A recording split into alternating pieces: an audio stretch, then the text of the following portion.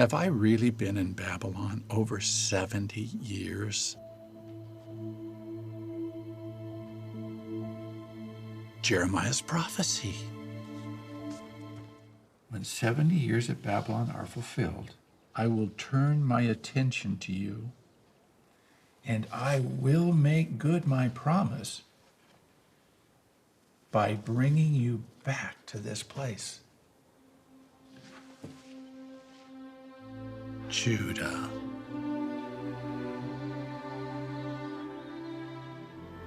Oh, Jehovah, do hear, do forgive. Oh, Jehovah, do pay attention and act. Do not delay for your own sake. Oh, my God.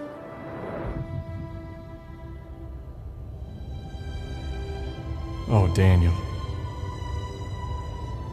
Now I have come to give you insight and understanding. When you began your entreaty, the word went out, and I have come to report it to you. What's the good news? Jehovah has long told us we will return to Judah. I looked again at Jeremiah's prophecy. This is what Jehovah says. When 70 years at Babylon are fulfilled, I will make good my promise by bringing you back to this place. 70 years. That means God's people will return soon. How can you be sure? Jehovah sent an angel to tell me. An angel? He said that the city and its temple will be rebuilt, and Messiah will finally come. You will get to see the temple rebuilt. But won't it be dangerous? Jehovah is eager to fulfill the needs of his people. He told Isaiah, we won't bear children for distress, for they're the offspring made up of those blessed by Jehovah. And if Jehovah says it, It's as good as done. But isn't the land desolate? that's why we'll need skilled builders for the restoration work. Ooh, skilled builders are needed for the restoration work. Jehovah needs his people to build stuff. Isn't that an interesting message for them to be including in this year's drama? As we've already seen on this program, this is an organization that is obsessed with building stuff to the extent where they encourage Jehovah's Witnesses to give up their jobs to go and volunteer on construction projects. So it's no surprise at all that they would weave this in and make sure Jehovah's Witnesses get this link between building in Bible times and building in the modern day. But I just wanted to talk briefly on this whole 70 years thing, because obviously this is part of the reasoning Jehovah's Witnesses use to establish 607 BCE for the destruction of Jerusalem by Nebuchadnezzar's forces. More on this topic in this video here.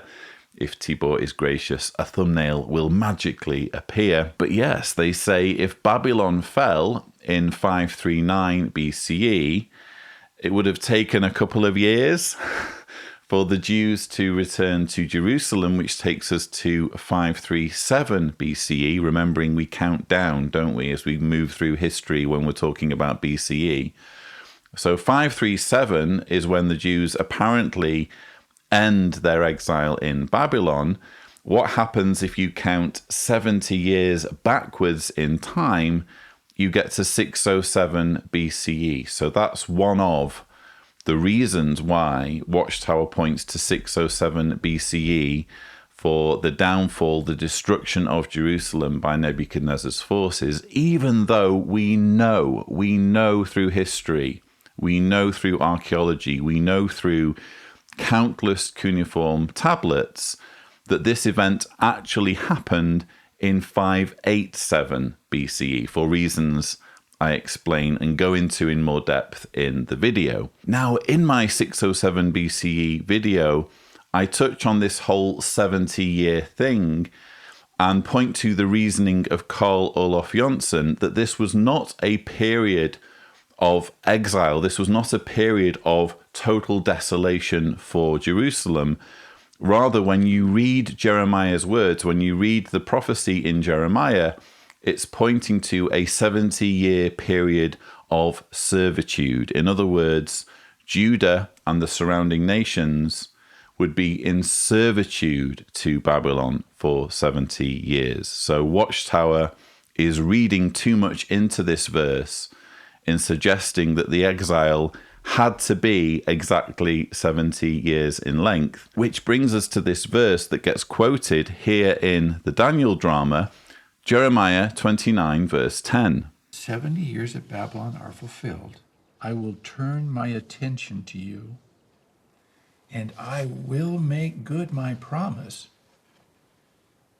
by bringing you back to this place. So my 607 BCE video points quite extensively to the work of Carl Olof Jonsson, who wrote this book, The Gentile Times Reconsidered. And Jonsson actually has an entire chapter on this issue of the 70-year exile. And he has a section on page 211. By the way, I'm not sure how you'd get a copy of this book anymore.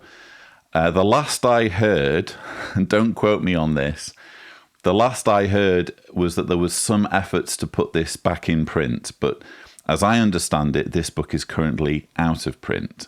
So you'll have to take my word for it. But there is a section on page 211, 70 years at Babylon or for Babylon. So in other words, is there a little bit of trickery being done in the New World Translation when it comes to how this verse is rendered? Jonsson writes, the New World Translation's rendering of Jeremiah 29 verse 10 seems to depict the 70 years as a period of captivity, 70 years at Babylon. Although it is true that the Hebrew preposition here translated at in certain expressions may have a local sense, in brackets at or in, its general meaning is for, to, in regard to, with reference to, and is so rendered at Jeremiah 29 verse 10 by most modern translations. The following examples are taken from some of the better-known translations in English, and then he lists examples. The Revised Version, 1885, after 70 years be accomplished for Babylon. Rotherham's The Emphasized Bible, that as soon as there are fulfilled to Babylon, 70 years. American Standard Version, after 70 years are accomplished for Babylon. New American Standard Version, when 70 years have been completed for Babylon. New International Version, when 70 years are completed for Babylon. The New Jerusalem Bible, when the 70 years granted to Babylon are over. So I think we can see what's happening here. It's not entirely dishonest to render this verse as saying 70 years in Babylon, because there is at least some precedent for interpreting the verse in this way. But the point is, really it should be for Babylon or to Babylon. In other words, when 70 years of Babylon's rule over the nations are complete, then this is going to happen. Then God's people will return to Jerusalem.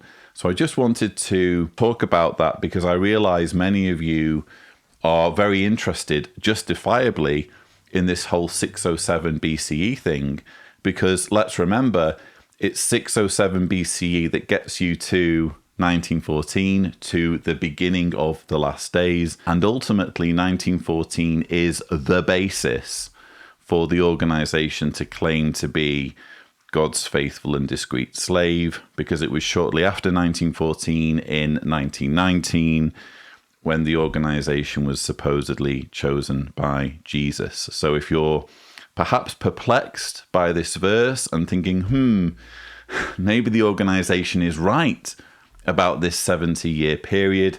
No, it's not quite as simple as that for reasons that Carl Olof Jonsson explains. And incidentally, in his article, Richard Carrier has this period of exile as much less than 70 years, in fact, 49 years. So Dr. Carrier counts from 587 BCE to 538 BCE, which is actually 49 years. So you could argue that the prophecy in Jeremiah was just wrong to begin with, as it was in predicting that Babylon would be captured by the Medes.